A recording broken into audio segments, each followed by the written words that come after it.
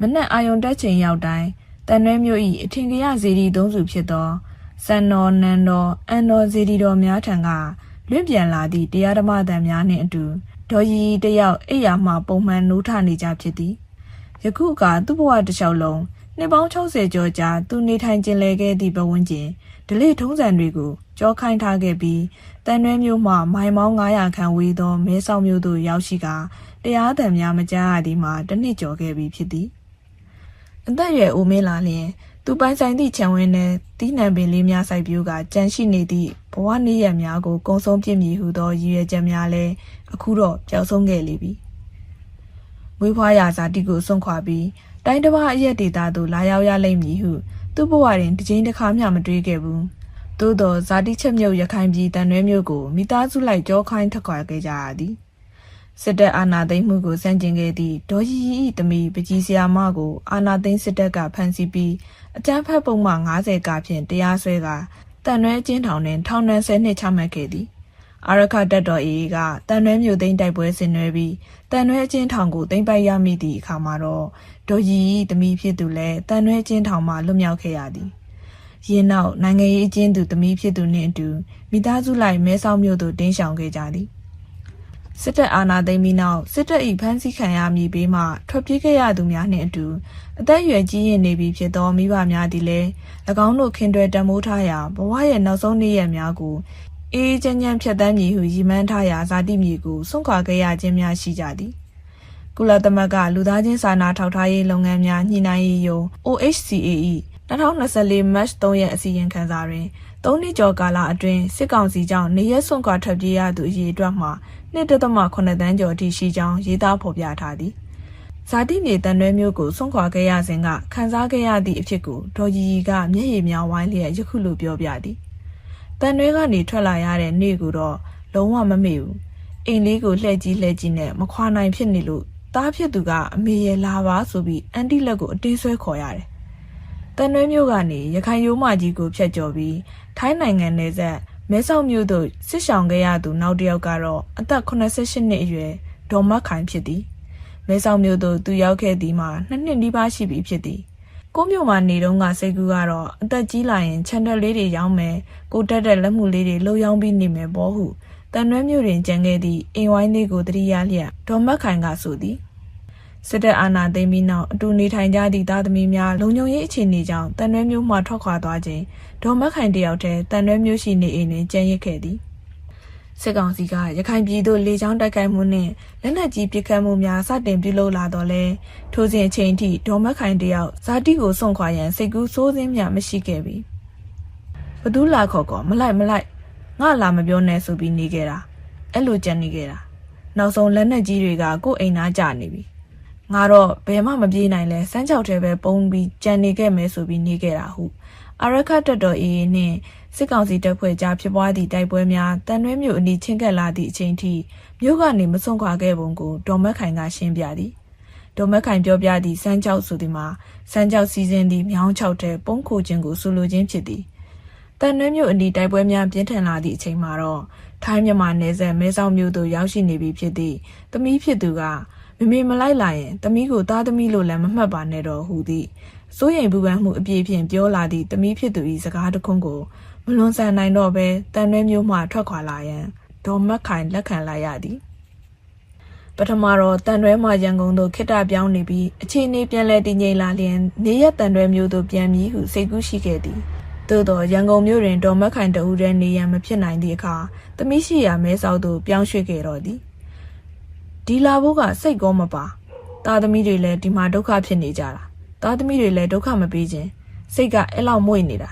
ဟိုဘက်ကမြောက်ရီမျိုးကနေဒီဘက်ကမဲဆောက်မျိုးကိုကူးလိုက်တာနဲ့အဲ့ဒီမှာကိုယ့်ယောဂါရစဖြစ်တာပဲကိုငွေတောင်ကိုမသုံးရတော့လေဟုမဲဆောက်ကိုအခြေချရသည့်နေ့ကကြုံခဲ့ရသည့်အဖြစ်ကိုဒေါ်မတ်ခိုင်ကပြောပြသည်ဇာတိမျိုးတွင်နေထိုင်ခဲ့စဉ်တစ်လျှောက်လုံးအခါကြီးရက်ကြီးတွင်ဘုန်းကြီးကျောင်းနှင့်ဖျားများသို့ရောက်လေရှိသည့်ဒေါ်မတ်ခိုင်သည်ဤအရက်ဒေသတွင်ဘုန်းကြီးကျောင်းတက်ဥပုပ်သီလယူရန်ပင်မလွယ်ကူနိုင်တော့ပြီထို့ကြောင့်မဲဆောက်မြို့သို့ရောက်ရှိလာကြသည့်အနီးနားရှိမြန်မာပြည်သားအိမ်နီးနားချင်းများကဘုန်းကြီးစွန့်ကြွေးတရားနာခဲ့သူအလှလေးများဖိတ်လျင်ဒေါ်မတ်ခိုင်တယောက်ဝမ်းသာရသည်ဟုဆိုသည်ရောက်စာကအထီးကျန်မှုတွေကိုခံစားရတယ်ဘာသာရေးလည်းမရှိ သာသနာရေးလည်းမရှိအဲ့ဒါတွေမလုံနိုင်တော့ကို့မှာဝန်တော့ဝန်ပိုးလို့ဖြစ်လာတယ်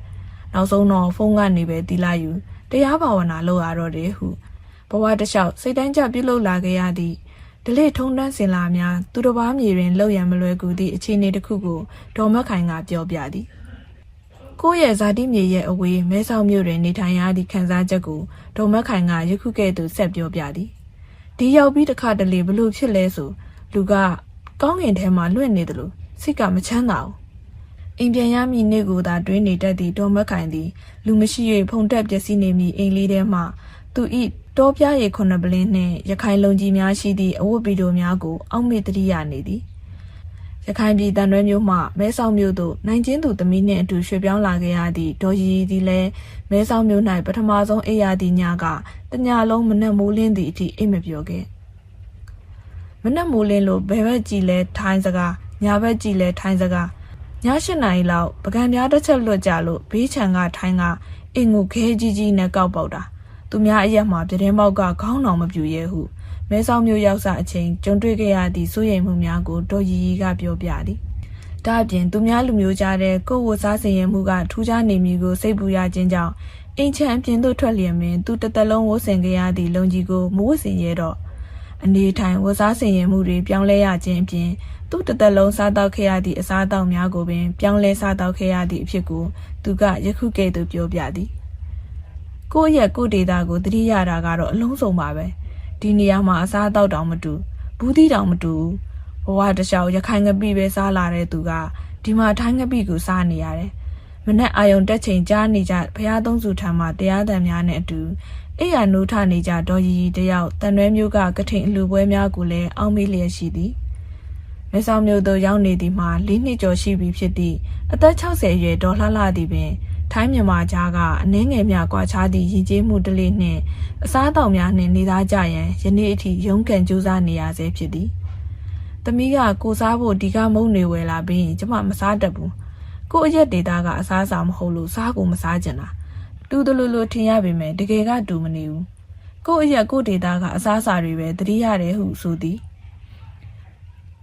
ရန်ကုန်သူစစ်စစ်ဒေါ်လှလှတယောက်သူ့ဘဝတစ်လျှောက်ရင်းနှီးမြုပ်နှံခဲ့သည့်မြို့ကြီးကိုယခုချိန်ထိတတိယစိတ်များပြည့်နှံနေသည်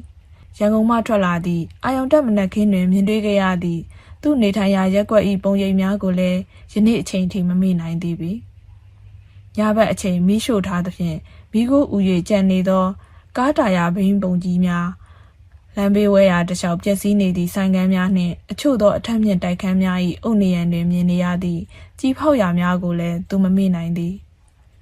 ဒေါ်လာလာတို့မိသားစုရန်ကုန်ကထွက်မလာခင်2 ရက်ခန့်အလိုတွင်သူတို့ရက်ကွက်ထဲရှိဆန္ဒပြလူအုပ်ထဲမှလူငယ်တဦးမှစစ်ကောင်စီတပ်၏တနက်ဖြင့်အင်အားသုံးဖြိုခွင်းမှုကြောင့်ဦးကောင်းကြည်ထိမှန်သေဆုံးခဲ့ရသည်ရန်ကုန်မြို့မှစတင်ထွက်ခွာခဲ့သည့်နေ့တွင်သူစဉ်းစားမိသည်မှာထိုစဉ်ကကြုံတွေ့ခဲ့ရသည့်အရာများသည်ယာယီသာဖြစ်နိုင်ပြီးမကြာမီသူ၏အိမ်သို့ပြန်လာနိုင်မည်ဟုထင်ခဲ့မိသည်တားဖြစ်သူဝယ်ပေးထားတဲ့ကိုပိုင်အိမ်ခန်းလေးရှိထားတာဘလောက်မှမကြသေးဘူးလပိုင်းလောက်ပဲရှိသေးတာတိုင်ခင်ဘဝတစ်လျှောက်သူများအိမ်ကနေခဲ့ရတာအခုတော့မင်းအောင်လိုင်းကြောင့်အားလုံးထားရစ်ခဲ့ရတယ်ဟုဒေါ်လှလှကပြောပြသည်သတင်းသမားတဦးဖြစ်သည့်သမီး၏လုံခြုံရေးစိုးရိမ်ရခြင်းကြောင့်သူသည်2021ဧပြီလအတွင်းထိုင်းနိုင်ငံမဲဆောက်မြို့သို့ပြောင်းရွှေ့ခဲ့ရခြင်းဖြစ်သည်မဲဆောက်မြို့သို့ရောက်ပြီးရက်ပိုင်းအတွင်းသမီးဖြစ်သူထိုင်းရဲများ၏အဖမ်းခံလိုက်ရစဉ်တွင်ဒေါ်လှလှ၏စိတ်မလုံခြုံမှုသည်စစ်တပ်အာဏာသိမ်းသည့်အစောပိုင်းနေ့ရက်များသို့ပြန်ရောက်သွားသလိုခံစားလိုက်ရသည်ဟုဆိုသည်မဲဆောက်ရောက်လာစားကဘလို့မှမပြောဘူးစိတ်လည်းမလုံခြုံစိတ်မလုံခြုံတာကတော့အခုထိပဲအသက်အန္တရာယ်မရှိတာကလွဲရင်အရာရာကိုစိုးရိမ်နေရတော့ပဲဟုသူကပြောသည်အကြောင်းမျိုးမျိုးကြောင့်ရန်ကုန်မြို့တွင်ကြံရစ်ခဲ့သည့်ခင်မုန်းဖြစ်သူ၏နာရေးကိုဖုန်းကတဆင့်သာကြည့်ရှုနိုင်ခဲ့သည်သူသည်မနက်အာယုံတက်တိုင်းဝတရားမပြတ်အင်းရှိဘုရားစဉ်တွင်တောက်တော်ရေချမ်းကပ်သည်ဘုရားကတော့သည်ပြီးမှအိမ်မှုကိစ္စများလုပ်သည်မဲဆောက်မြို့သို့ရောက်ပြီး6 လအကြာတွင်အင်းရှိသို့ဘုန်းကြီးတစ်ပါးဆွမ်းခံကြွသည်ကိုကြုံတွေ့ခဲ့ရသည်လေးမော်ရောင်ထိုင်းသင်္ကန်းကိုယုံထားပြီးသင်္ကန်းကင်ထားသည့်ဘုန်းကြီးတစ်ပါးနှင့်မြန်မာပစိုးဝတ်ဆင်ထားသည့်ဆယ်ကျော်သက်အရွယ်ဘုန်းကြီးကျောင်းသားတစ်ယောက်ကိုပထမဆုံးမြင်ခဲ့ရခြင်းဖြစ်သည် အိမ်ထဲသို့ကြပြားကြရာပြေးဝင်သွားပြီးထမင်းပူပူနှင့်ဟင်းပူပူတို့ကိုခိုးခတ်ပြီးအင်းရှိပြန်ထွက်ကတပိတ်ထဲသို့လောင်းထဲလိုက်သည့်အချိန်ဆရာတော်ထံမှထွက်ပေါ်လာသည့်ထိုင်းတန်ဝဲဝဲဖြင့်မြန်မာလိုဆူတောင်းတန်ကြားလိုက်ရသည့်အချိန်တွင်ဒေါ်လာသည့်ဝမ်းသာပီတိဖြစ်ခဲ့ရသည်နောက်ရက်များတွင်လည်းအိမ်သို့ဆုံးခံကြွပေးပါရန်ဆရာတော်ထံလျှောက်ထားခဲ့သည်ဟုသူကပြောပြသည်သမီးများနှင့်အတူထိုင်းနိုင်ငံမဲဆောက်မြို့သို့ပြောင်းရွှေ့ခဲ့ရသည့်ဒေါ်လှလှဒေါ်ရီရီနှင့်ဒေါ်မက်ခိုင်တို့သည်သူတို့ပုံမှန်လုပ်ကိုင်နေရသည့်ဘာသာရေးဓလေ့ထုံးစံများလုပ်ဖို့အခွင့်အရေးဆုံးရှုံးရသလိုနေ့စဉ်ပြုလုပ်နေရသည့်ဘာသာစကားပြောဆိုမှုဝတ်စားဆင်ရင်မှုနှင့်တနခါလင်းချေမှုစသည့်အခွင့်အရေးများကိုပင်ဆုံးရှုံးရသည့်အခြေအနေများဖြစ်နေသည်တနခါမလိမ့်ရလျင်မနေနိုင်သည့်ရန်ကုန်သူဒေါ်လှလှသည်ရက်ကွက်အတွင်းရှိထိုင်းဈေးဆိုင်တချို့တွင်ဈေးဝယ်သည့်အခါခွဲခြားဆက်ဆံခြင်းများကိုလည်းမကြာခဏကြုံတွေ့ရလေရှိသည်ဤကဲ့သို့အခွင့်အရေးများဆုံးရှုံးနေရခြင်းကြောင့်မိမိတို့နေရက်သို့ပြန်ရမှာလဲလမ်းစာမမြင်နိုင်သေးပြီဒေါ်ရီနှင့်ဒေါ်မက်ခိုင်တို့နေထိုင်ရာရခိုင်ပြည်ကိုအာဏာသိမ်းစစ်တပ်ကလေကြောင်းပုံကျဲမှုများကိုဆက်လက်လှုပ်ဆောင်နေဆဲဖြစ်သည်ယခုနှစ်2025ဒီဇင်ဘာ10ရက်လူအခွင့်အရေးနေ့၌ပင်စစ်ကောင်စီတပ်၏လေကြောင်းပုံကျဲမှုကြောင့်ရခိုင်ပြည်မြောက်ဦးမြို့ပြည်သူ့ဆေးရုံတွင်ဆေးကုသနေသောလူနာများလူနာဆောင်များနှင့်ဆေးရုံဝန်ထမ်းများအပါအဝင်33ဦးသေဆုံးခဲ့ပြီး80ကျော်ဒဏ်ရာရရှိခဲ့ကြသည်2021စစ်တပ်အာဏာသိမ်းပြီးနောက်ပိုင်းစစ်တပ်တပ်ဖြတ်၍သေဆုံးခဲ့ရသည့်အသက်60နှစ်အထက်သက်ကြီးရွယ်ဦးရေမှာ900ကျော်ရှိလာကြောင်း Human Rights Myanmar.org website ၏ 2025ဧပြီလ25ရက်အစီရင်ခံစာသစ်တွင်ဖော်ပြထားသည်ထို့သောတက်ကြီးရွယ်ဦးများကိုပါမချန်တပ်ဖြတ်နေသည့်စစ်ကောင်စီကြောင့်လည်းဇာတိမြေကိုခွဲခွာကတိုင်းတစ်ပါးသို့အရေးစွန်လာရောက်ခဲ့ကြသည့်မိဘတွေမှမူဘယ်နှစ်အိမ်ပြန်ရမည်ကိုမမှန်းဆနိုင်ကြသေးပြီ။သမီးနှင့်အတူမဲဆောက်မြို့သို့ရောက်နေသည့်ဒေါ်ရီသည်လည်းကိုယ့်အရက်ကိုယ်စားတီသို့မြည်သည့်အချိန်ပြန်ရမှန်းမသိဖြစ်နေသည့်အဖြစ်ကိုယခုကဲ့သို့ပြောပြသည်။ကိုယ့်အရက်ကိုယ်ဒေတာကိုယ့်အမျိုးတွေကြားမှာပဲသိရမှာလीအခုကဗမာသေးလို့သိမယ်မသိနိုင်